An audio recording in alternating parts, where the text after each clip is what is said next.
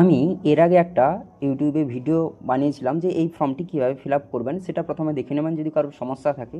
তো এখানে fill up করে আমি যখন ভিডিওটি বানাই তাতে অনেক কিছু কোয়ারি লোকের থেকে গেছে, তো সেইটা আমি একটু আজকে এই ভিডিওতে সলভ করার চেষ্টা করব।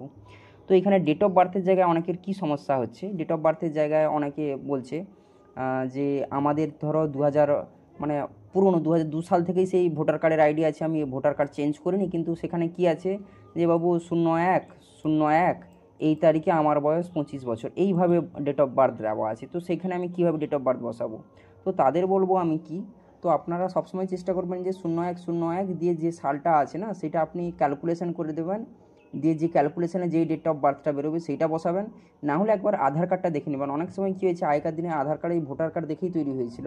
তো আপনি কি করবেন, সেই ভোটার কার্ড বা আধার কার্ড যে কোনো একটা দেখে 01/01 করে আপনার যে ডেট অফ বার্থটা হবে সেইটা বসিয়ে নেবেন, কোনো সমস্যা হবে না।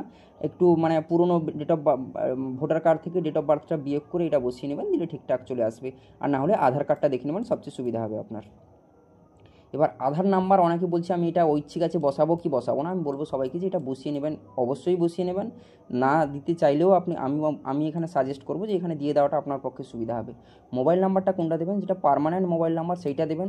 আর অনেকে বলছে যে আমার বাড়িতে তো এতজনের ফিল আপ করবো, আমার একটা মোবাইল নাম্বার, একটা মোবাইল নাম্বার থেকে আপনি 4 থেকে 5 জন বা 6 জনের পর্যন্ত আপনি দিতে পারেন, যে একই মোবাইল নাম্বার দিয়ে আপনার বাড়ির সবার ডিটেলসে রেজিস্টার করাতেই পারেন। অনেকের বাড়িতে সবার বাড়িতে তো আর প্রত্যেকজনের কাছে মোবাইল থাকে না, তো আপনি সেই রকমভাবে করতে পারেন, কোনো সমস্যা নেই। আচ্ছা, পিতা বা অভিভাবক এটা কিভাবে দেবেন?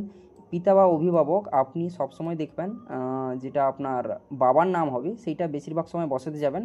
যদি আপনার ভোটার কার্ডে অভিভাবকের জায়গায় আপনার স্বামীর নাম আছে তখনই কিন্তু এখানে বসাবেন, কিন্তু আমি সবসময় সাজেস্ট করব যে আপনি এখানে বাবার নামটা বসান। কেন, এখানে দেখুন স্বামীদের জন্য, তাদের স্বামী বা স্ত্রীদের জন্য এখানে আলাদা করে একটা দেওয়া আছে। তো এখানে সবসময় আপনার মানে বাবার নামটাই বসান, এটা সবচেয়ে সুবিধা হবে। আচ্ছা, তারপরে এইখানে বাবার যে ভোটার কার্ডের নাম্বার, অনেকে ধরো 2002 সালের ভোটার কার্ড, তো সেইখানে আপনারা এইভাবে কিভাবে রেডি করবেন,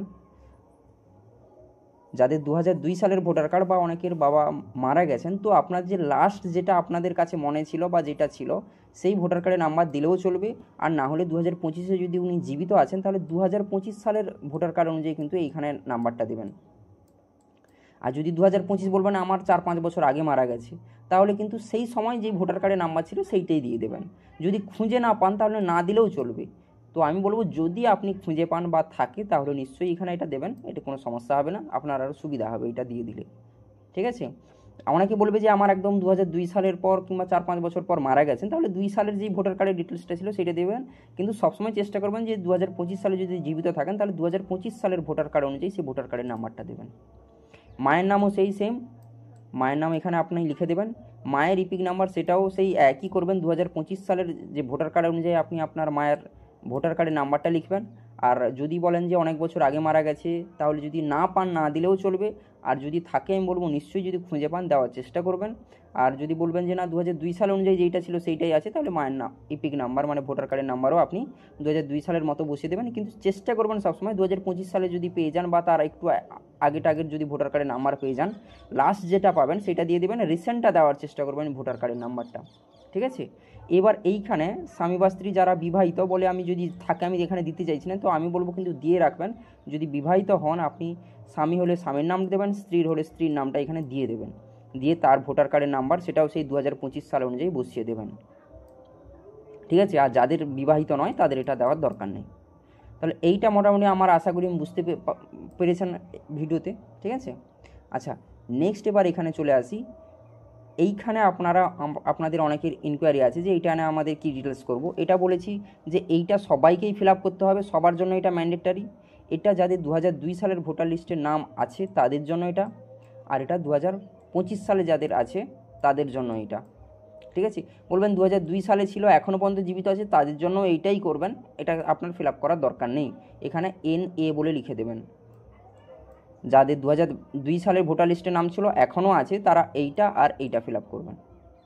ঠিক আছে? তো এইটা 2002 সাল অনুযায়ী দিলেন, এটা কিন্তু এটা 2025 সাল অনুযায়ী দেবেন, এইটা কিন্তু আপনি 2002 সাল অনুযায়ী দেবেন। এইখানে আপনার নিজের নাম লিখবেন।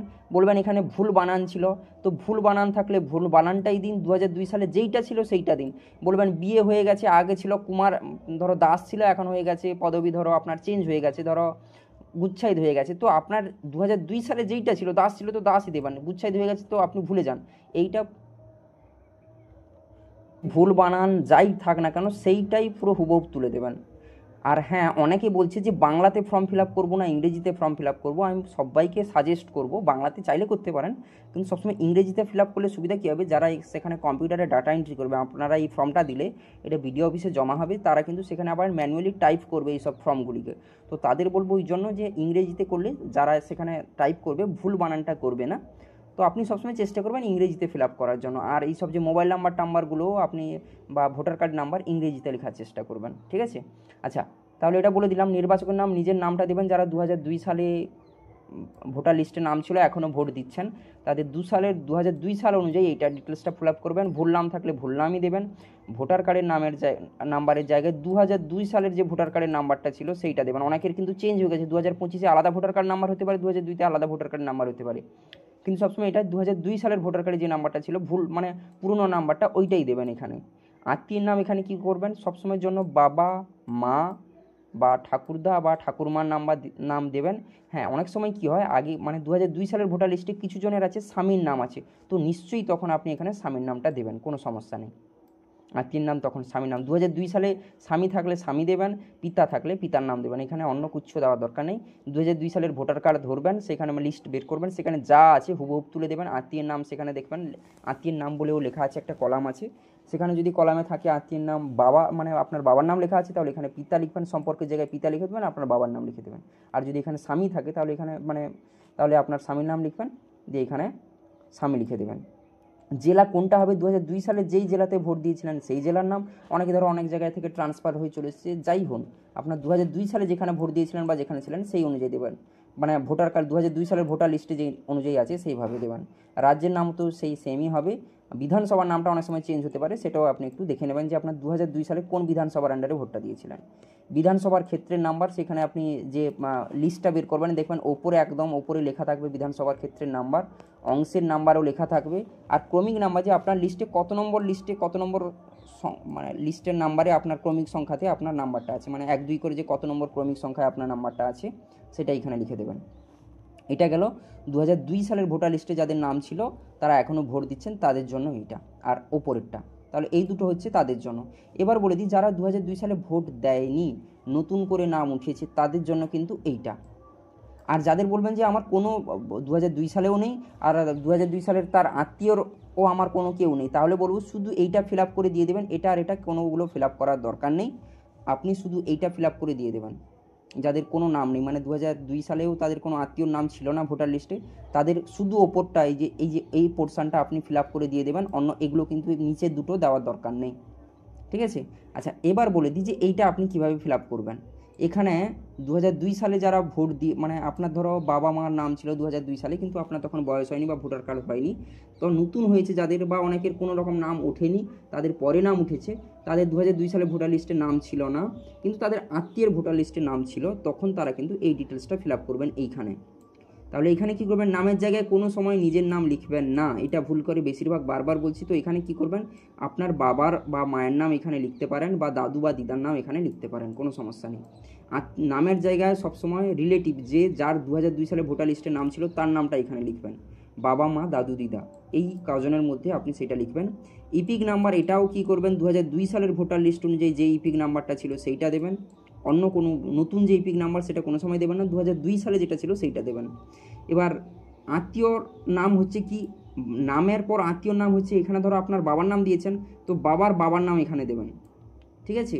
তো এখানে সম্পর্কের জায়গায় আবার দাদু লিখে দেবেন না, এখানে লিখবেন কিন্তু বাবা, কেন ফাদার্স লিখবেন কেন, যে ইনার সাথে ইনার কি সম্পর্ক এইটা বলেছে এখানে সম্পর্কে, আপনার সম্পর্কের সাথে এদের কোনো ব্যাপার নেই, যে নামটা লিখছেন তার সাথে যে তার আত্মীয়ের নাম লিখেছেন বা এটা তার সাথে কি সম্পর্ক, তো সেইটা এখানে লিখবেন।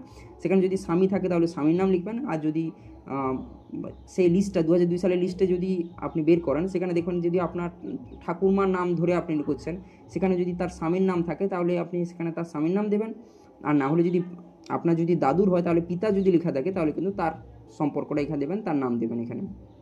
তাহলে নামের জায়গায় কি বললাম, আপনার বাবা হলে বাবার নাম দেবেন, আর এখানে ইপিক নাম্বার আপনার বাবার দেবেন যেটা 2002 সালের ভোটার কার্ডে ছিল, আত্মীয়ের জায়গায় আপনি আপনার দাদুর নাম লিখবেন, আর সম্পর্ক জায়গায় এখানে ফাদার লিখবেন। মানে আপনার দাদু আপনার বাবার সাথে বাবার সম্পর্ক, তো এই জন্য এখানে সম্পর্ক বাবা দেবেন। জেলাও সেই সেম 2002 সালে তারা যেইখানে ভোট দিয়েছিল সেই ডিটেলসগুলো 2002 অনুযায়ী ফিল আপ করবেন। ফিল আপ করার পর এইখানে আপনার নিজের সই করবেন। যদি বলেন যে আমার বাবা বা ছেলে বাড়িতে নেই, তাহলে কি করবেন, আপনার নিজের সই করেও আপনার ছেলের ফিল আপ করে ডিটেলস আপনি দিতে পারেন। অনেকে বাইরে রাজ্যে কাজ করতে আছে, হতেই পারে, কোনো সমস্যা নেই।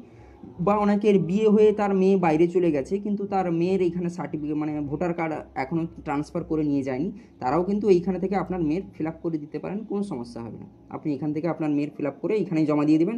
সিগনেচারের জায়গায় আপনার নিজেরই সই করবেন। এখানে সিগনেচার করার পর ব্যাকেটে লিখে দেবেন বাবা হলে, তার মানে আপনার মানে কিসের সম্পর্ক, আপনার মেয়ের যদি সম্পর্ক হচ্ছে আপনি যে সই করেছেন এখানে, তাহলে আপনি এখানে ফাদার লিখে দেবেন, যে আপনার নিজে মানে যার ফিল আপ করেছেন তার সম্পর্কটা সাইডে লিখে দেবেন, তার সাথে আপনার কি সম্পর্ক, দিয়ে এখানে বিএলওকে দিয়ে সই করিয়ে নেবেন। দিলেই আপনার এটা জমা হয়ে যাবে।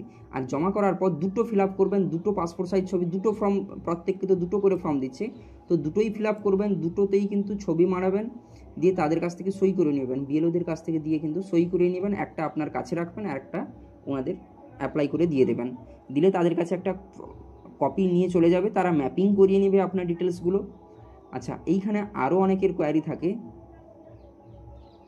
যে যদি ভুল হয়ে যায় কি মার্কার মানে হোয়াইট নাট ইউজ করব, তো আমি বলবো যে প্রথমে জেরক্স করে নিয়ে লেখার চেষ্টা করবেন, না হলে প্রথম চান্সেই লিখুন, কিন্তু যতটা কম ভুল হয় লেখা, ঘাঁটাঘাঁটি বেশি করবেন না। ফর্মটাকে যতটা পারবেন একটু পরিষ্কার করে রাখার চেষ্টা করবেন। আর সবগুলো হাতের অক্ষর মানে ব্লক লেটারে লিখবেন। সব ব্লক লেটারে লিখলে কী হবে, ভুল অনেক সময় কম হয়, কেন আপনারা দেওয়ার পর অন্য কেউ সেটা দেখে দেখে কম্পিউটারে টাইপ করবে, তো ওই জন্য লেখাগুলো কিন্তু ব্লক লেটারে লেখার চেষ্টা করবেন, ঠিক আছে। আর ইংরেজিতে ফর্মটা ফিল আপ করবেন, আর এইখানে মানে মোবাইল নাম্বারগুলোও কিন্তু ইংরেজিতে দেওয়ার লেখার চেষ্টা করবেন। অনেকের ইনকোয়ারি আছে যে 2002 সালের ভোটার লিস্টে তাদের নাম আছে, সেখানে তারপর পিতা লেখা আছে কিন্তু সেখানে তার পিতার নামটা নেই, বা অনেকের আছে যে তার নামটা আছে, তার পাশে পিতার নামও আছে, তার সাথে রিলেশন সম্পর্ক পিতাও লেখা আছে, কিন্তু তার পাশে সেখানে ভোটার কার্ডের নাম্বারটা লেখা নেই। তো ওরা কি করবেন, তো ওদেরও বলবো কোনো ভয় পাওয়ার একদম দরকার নেই। সেখানে কি করবেন, আপনি একদম যে নিচে দেখবেন এখানে আপনি ক্রমিক সংখ্যা লিখছেন যে আপনি কোন বুথের কত নম্বর সিরিয়ালে আপনি ভোট দিয়েছিলেন, ওই যে নিচে যে 3টা বক্স আছে, একদম নিচে যে 3টা বক্স আছে ঘর করে, ওইখানে আপনি আপনার নাম্বার মানে সেই কোন বিধানসভাতে ভোট দিয়েছিলেন, কত নম্বর বুথে ভোট দিয়েছিলেন, সেই সিরিয়াল নাম্বারটা লিখলেই কিন্তু চলবে। আপনার অটোমেটিক তারা সেখান থেকে আপডেট নিয়ে নেবে, আপনাকে কোনো ভয় পাওয়ার দরকার নেই। আপনি জাস্ট যেইভাবে লেখা আছে সেইভাবে লিখে দেবেন, কোনো সমস্যা হবে না ওটাতে।